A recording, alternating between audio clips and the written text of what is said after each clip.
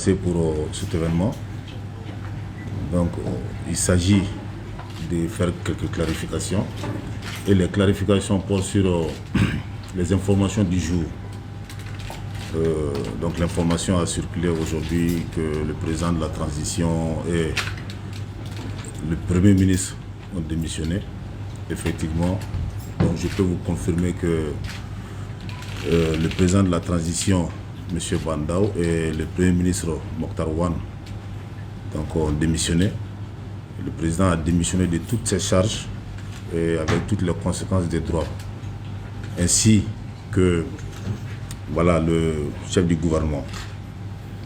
Donc ces démissions font déjà suite à une série d'événements qui avaient empêché le fonctionnement normal de la transition. Donc il y avait des différends profonds, tant sur la forme que sur le fond, pour ce qui concerne le fonctionnement de la transition. Donc c'est pour cela que finalement, M. Bandao, président de la transition, a présenté sa lettre de démission.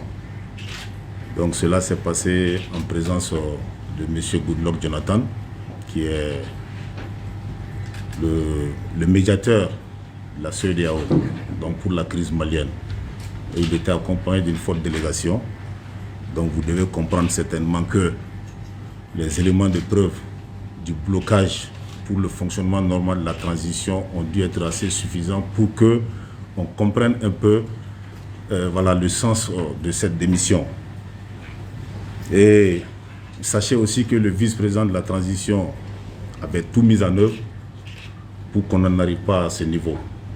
Et malheureusement, à l'impossible nul n'étant tenu, il ne pouvait, en sa qualité de soldat, il ne pouvait que réaffirmer sa position de fils du pays, garant de la stabilité, pour défendre la République. Donc c'est la raison pour laquelle je vous ai appelé aujourd'hui, pour vous entretenir un peu de cette question-là.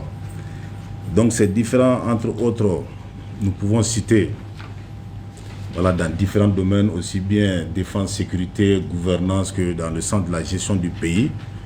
Le sens des différents blocages.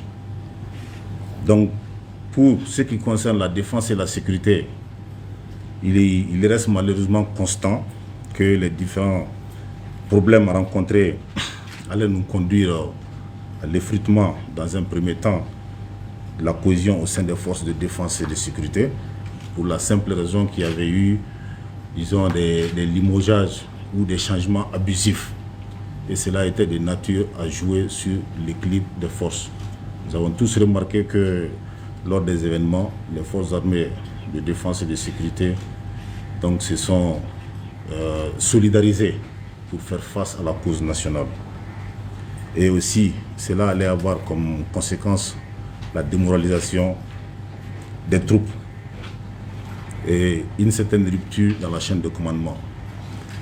Étant donné que le maître mot pour le Mali, vu l'état dans lequel il se trouve aujourd'hui, le maître mot étant la sécurité, devait-on aller vers une telle situation? Donc ça allait avoir des conséquences sur le plan sécuritaire assez fâcheuses.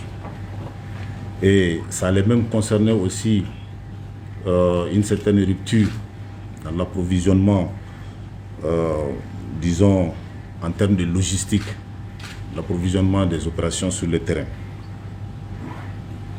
Donc, sur le plan de la gouvernance, il faut aussi comprendre que le vice-président de la transition avait nourri l'ambition de faire l'audit de la loi d'orientation et de programmation militaire.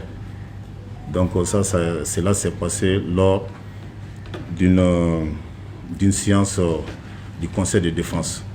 Il y a eu blocage à ce niveau.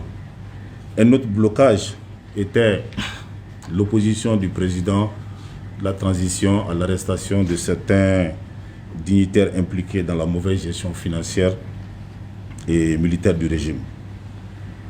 Donc, aussi, si on avait tenu compte des de la conférence sociale, voilà, donc dont les conclusions auraient pu nous permettre d'éviter les grèves incessantes, même la grève finalement qui était illimitée de l'UNTEM à laquelle on a assisté, on ne serait plus dans ce cas. Donc il fallait bien que quelqu'un s'assume pour mettre fin à cette situation.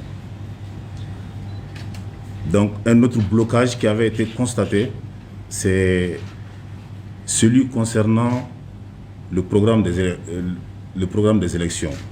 Donc longtemps, ce papier aussi, cette programmation avait été bloquée par les soins du président de la transition. Et moi aussi, j'ai une question à vous poser. Comment comprendre aussi la démission d'un gouvernement dans un pays à la veille d'une grève aussi importante que celle de l'UNTM, grève de 5 jours, et aussi qui était supposée continuer pour devenir une grève illimitée. Et elle a finalement été. Quelle en était l'urgence? Donc tout cela, c'est pour vous prendre à témoin, pour que vous sachiez un peu la patience dont le vice-président a fait preuve face à tout ce système de blocage pour finalement s'assumer afin que le Mali sorte de l'ornière. Et heureusement, l'UNTEM a déjà compris un peu tout ce qui s'est passé. Il lui a été accordé une audience aujourd'hui, sinon l'UNTEM est venu, pour être clair, est venu dans le cadre d'une visite de courtoisie et féliciter le vice-président, et qui a aussi à son tour salué leur esprit patriotique en suspendant leur mot d'ordre de grève. Donc en cela, ils ont mis le Mali au-dessus de tous les intérêts personnels et corporatistes. Qu'ils en soient salués ici. Donc, dans un autre domaine, on a constaté que la gestion de l'État par le Premier ministre était aussi assez problématique, car il a été constaté qu'il ne coordonnait pas assez et il n'a jamais tenu de séminaire gouvernemental. Et certains ministres s'en sont plaints à raison, parce qu'il fallait bien passer par là. Vous vous rappelez que souvent certaines personnes disaient que c'était des ministres stagiaires, donc il fallait bien que chacun joue son rôle. Donc à ce niveau aussi, il y avait problème. Et beaucoup se plaignaient d'une gestion clanique aussi du pouvoir par le Premier ministre. Et lequel Premier ministre aussi n'arrêtait pas de s'impliquer dans les questions électorales.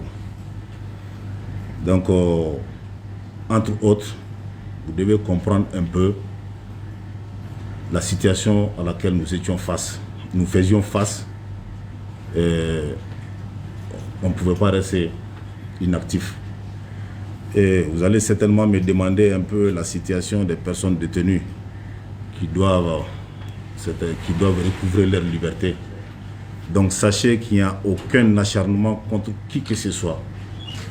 Ce sont ces faits évoqués qui nous ont conduits à une situation de blocage d'un État qui est déjà dans une situation assez difficile et dans laquelle situation on ne pouvait pas le laisser. Donc ces personnes, après la démission du président et du président de la transition et du Premier ministre, donc les personnes détenues vont recouvrer leur liberté, mais cela se fera de façon graduelle pour des raisons de sécurité, des raisons évidentes de sécurité. Donc c'était ça l'objet de mon invitation à votre endroit aujourd'hui, pour faire ces clarifications. Mais ce qu'il faudrait aussi savoir, en termes de derniers mots,